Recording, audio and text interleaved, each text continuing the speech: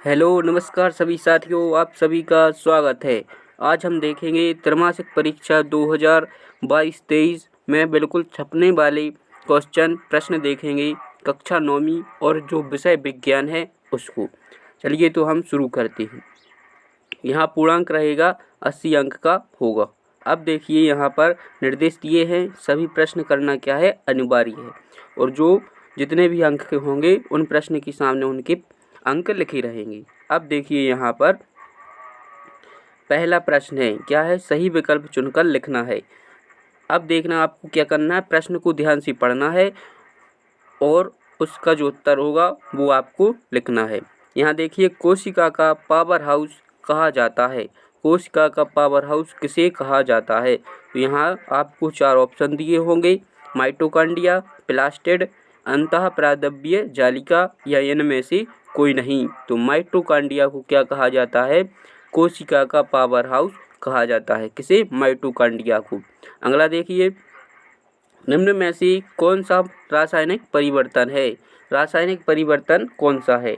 हम सभी जानते हैं रासायनिक परिवर्तन में क्या होता है, पदार्थ की अवस्था और भौतिक अवस्था और उसके जो रासायनिक गुण हैं वो भी बदल जाते हैं। जैसे बर्फ का पिघलना, इसमें अवस्था के लिए बदली, रासायनिक गुण नहीं बदली।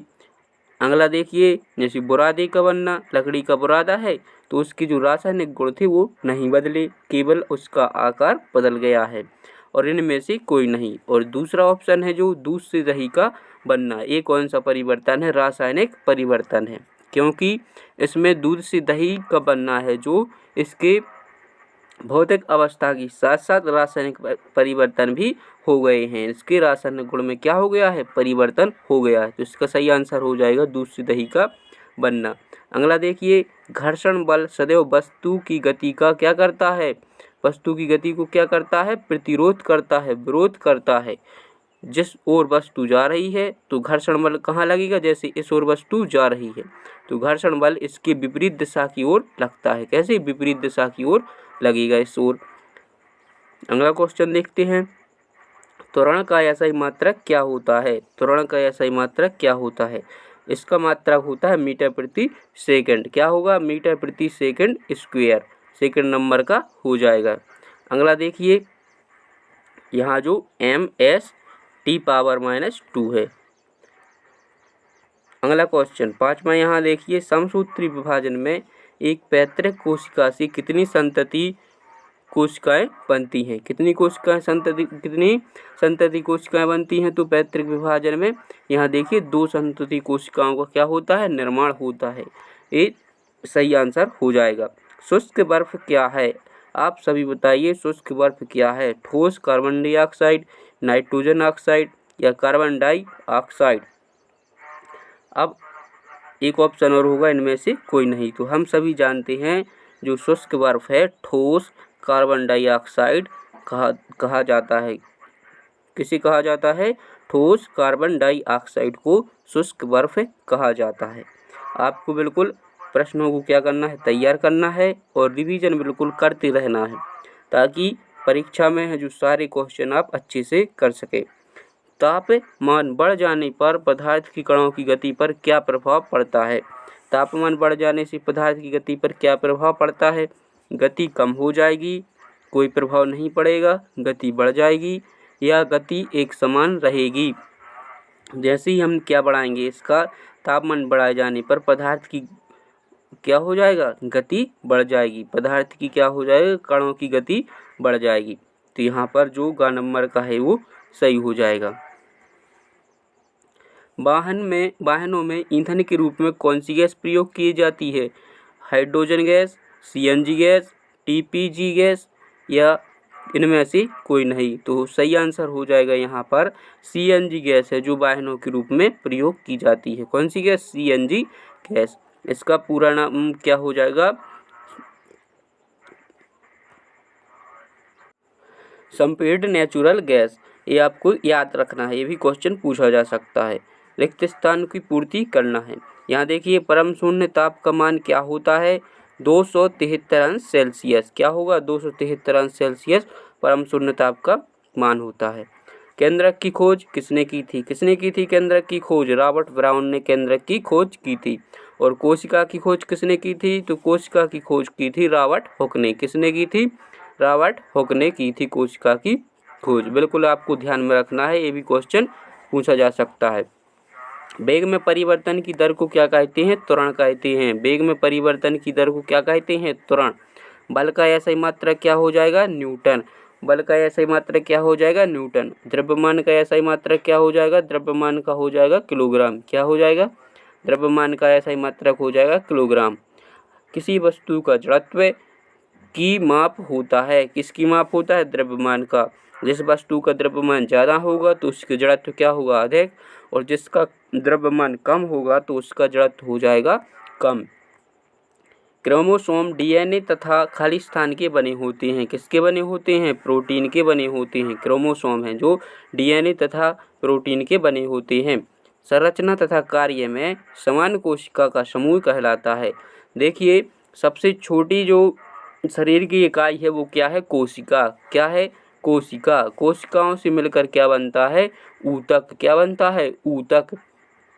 और ऊतक हैं जो विभिन्न ऊतक मिलकर बनते हैं शरीर अंग, या क्या बनते हैं? अंग। और विभिन्न अंगों से मिलकर बनता है हमारा शरीर। क्या बनता है? शरीर।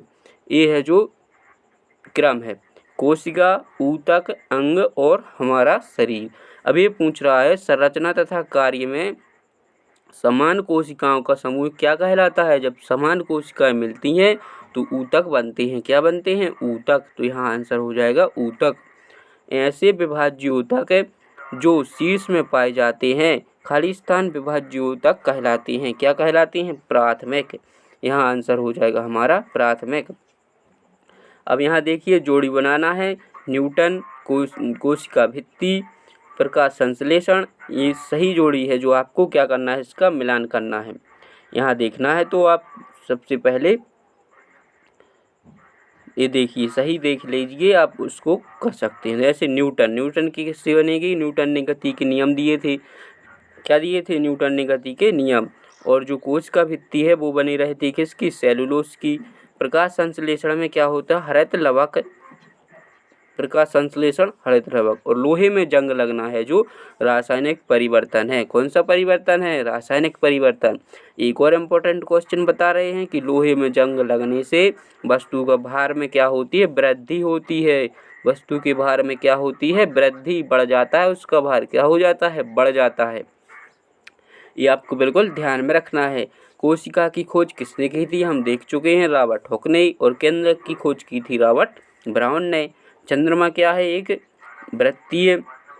और वेग में कमी को क्या बोलती है? मंदक। क्या कहा जाता है? मंदक। रुकी हुई बस है जो किस अवस्था में है? विराम अवस्था में। कौन सी अवस्था में है? विराम अवस्था में है। आगे देखिए, एक शब्द या एक वाक्य में उत्तर। यहाँ देखना है, आपको बिल्कुल ध्यान में रखना है। जब लिखा जाए एक शब्द या एक वाक्य में उत्तर दीजिए, तो हमें एक शब्द या एक वाक्य में ही उत्तर देना है। अब देखना है, पदार्थ की वह अवस्था जिसमें आकार और आयतन दोनों निश्चित होते हैं क्या कहलाती हैं? ठोस। क्या कहलाती हैं? ठोस। जिसका आकार और आयतन कैसा हो? बिल्कुल निश्चित हो, ठोस कहलाते हैं। नमक तथा आयोडीन के मिश्रण को किस विधि द्वारा पृथक किया जा सकता है? किस विधि द्वारा? तो यहाँ ऊर्ध्वपातन विधि द्वारा अलग किया जा सकता है। नमक और आयोडीन का जो मिश्रण है उसको हम क्या कर सकते हैं? ऊर्ध्वपातन विधि से हम इसे अलग कर सकते हैं। आगे देखना है, जड़त्व किसे कहते हैं? जड़त्व है जो इसकी परिभाषा लिखनी है। किसी वस्तु का वेग जो उसकी गति की अवस्था में किसी भी प्रकार की परिवर्तन का क्या करे? सीधा विरोध करे, उसे हम कहते हैं जड़त्व। संवेग क्या है? संवेग है जो द्रव्यमान गुणित वेग को क्या कहा जाता है? संवेग कहा जाता है। प्रोटीन संश्लेषण कोशिका में कहाँ होता है? प्रोटीन संश्लेषण का काम कहाँ होता है कोशिका में? तो प्रोटीन संश्लेषण का काम होता है राइबोसोम में। कहाँ होता है? राइबोसोम में। और हम देख चुके हैं जो कोशिका का पावर हाउस किसी कहा जाता है? तो माइटोकॉन्ड्रिया को कोशिका का पावर हाउस कहा जाता है। विलयन किस प्रकार का मिश्रण है? विलयन है जो एक समांगी मिश्रण है। याद रखना है, विलयन है जो समांगी मिश्रण है। एटीपी का पूरा नाम क्या है? एटीपी का पूरा नाम है एडेनोसिन ट्राइफॉस्फेट, एडेनोसिन ट्राइफॉस्फेट है जो ATP का पूरा नाम है। क्लोरोफिल युक्त प्लास्टिड क्या कहलाती है? क्लोरोफिल युक्त प्लास्टिड है जो क्लोरोप्लास्ट कहलाती है। क्या कहलाते हैं? क्लोरोप्लास्ट कहलाती है। तो ये हमने कुछ इम्पोर्टेंट क्वेश्चन देखे जो परीक्षा में बिल्कुल छपे जाएंगे और आप सभी को रिवीजन करते रहना है और पेपर की अच्छी तैयारी करना है। इसके बाद हम मिलेंगे नेक्स्ट वीडियो में।